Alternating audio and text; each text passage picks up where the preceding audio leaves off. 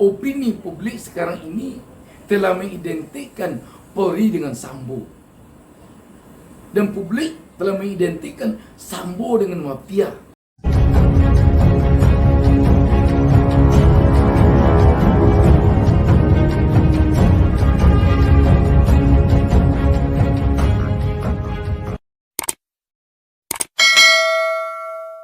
Assalamualaikum warahmatullahi wabarakatuh. Jumpa lagi dengan saya Bustami Narda. Saya doakan kepada Allah Subhanahu wa taala, Tuhan Yang Maha Esa, semoga seluruh penonton channel YouTube Bustami Narda selalu dilindungi Allah Subhanahu wa taala, dan semoga kita selalu diberinya petunjuk ke jalan yang benar.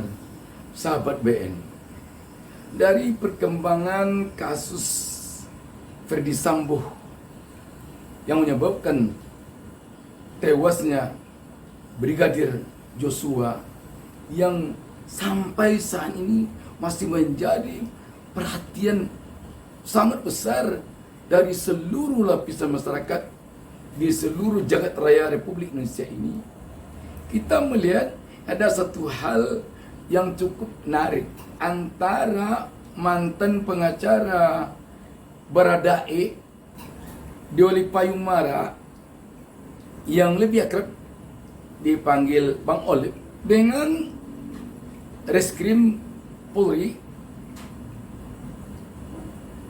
Tampak seperti berebut Baradae. Kenapa dikatakan berebut Baradae? Karena di satu sisi Bang Olip dan temannya Burhanuddin seperti berupaya menyampaikan ke publik bahwa yang membongkar informasi dari Baradae, dari informasi awal yang disampaikannya kepada penyidik, yang pada intinya mengatakan bahwa terjadi tembak-menembak di rumah dinas Irjen Ferdi Sambo, kepada informasi yang mengatakan yang langsung disampaikan oleh Baradae yang benar-benar mengubah BAP hasil investigasi penyidik kepada informasi yang mengatakan sama sekali tidak terjadi tembak-menembak itu. Yang terjadi adalah penembakan terhadap Brigadir J. Olip lah dengan teman pengacaranya meyakinkan Baradae untuk mengatakan sejujur-jujurnya, sehingga akhirnya Irjen Ferdi Sambo ditetapkan menjadi tersangka yang diumumkan oleh Kapolri langsung. Namun di sisi lain,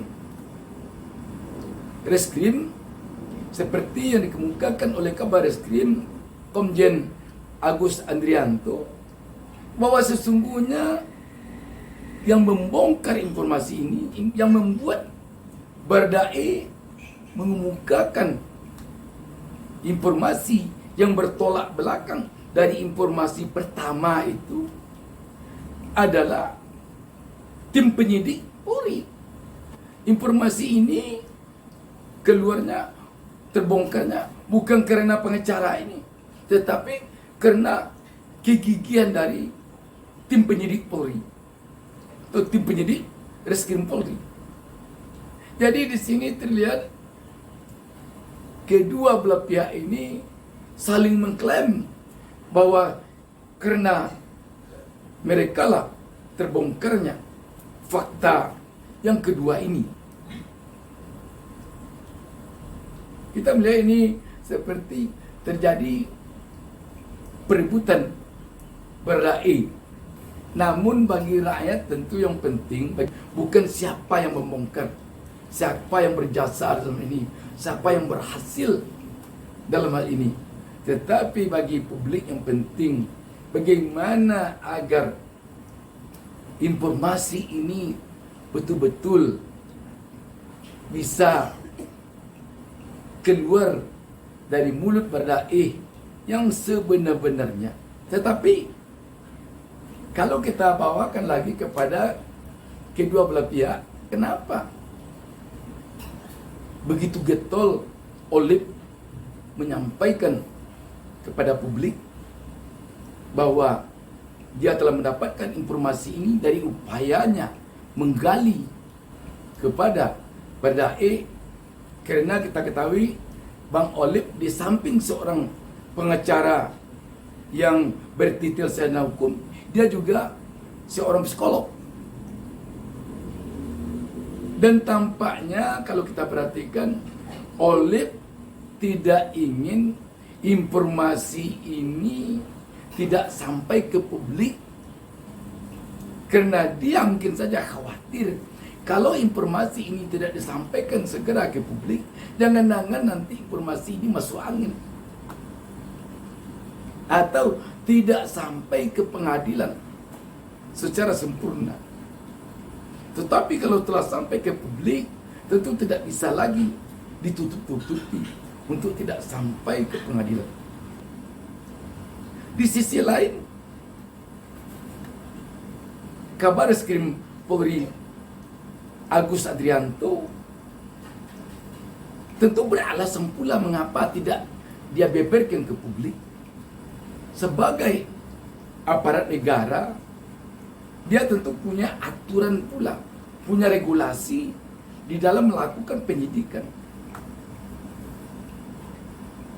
Sebuah informasi dari hasil penyidikan sebelum sampai ke pengadilan mungkin saja masih menjadi informasi yang rahasia, belum boleh dibeberkan kepada publik. Kalau dia beberkan kepada publik, tentu dia menyalahi aturan. Bisa saja begitu. Tetapi mengapa sekarang ini Bariskim Polri sampai mengatakan kepada publik sebagai sebuah institusi Polri akhir-akhir ini memang anjlok kepercayaan rakyat kepadanya. Kita sadari betul nih, sangat anjlok. Di dalam upaya menaikkan kembali kepercayaan publik kepada institusi Polri, tentu Bareskrim ingin menyampaikan ke publik, atau Polri tentu ingin menyampaikan ke publik bahwa dia atau pihaknya telah berupaya untuk membongkar kasus ini seterang-terangnya, dan Polri tidak ingin menutupi sedikit pun kasus ini. Sebab kita tahu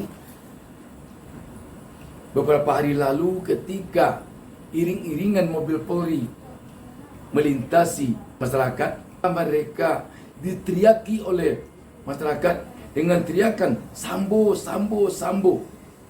Ini kan sekarang mengartikan bahwa opini publik sekarang ini telah mengidentikan Polri dengan Sambo.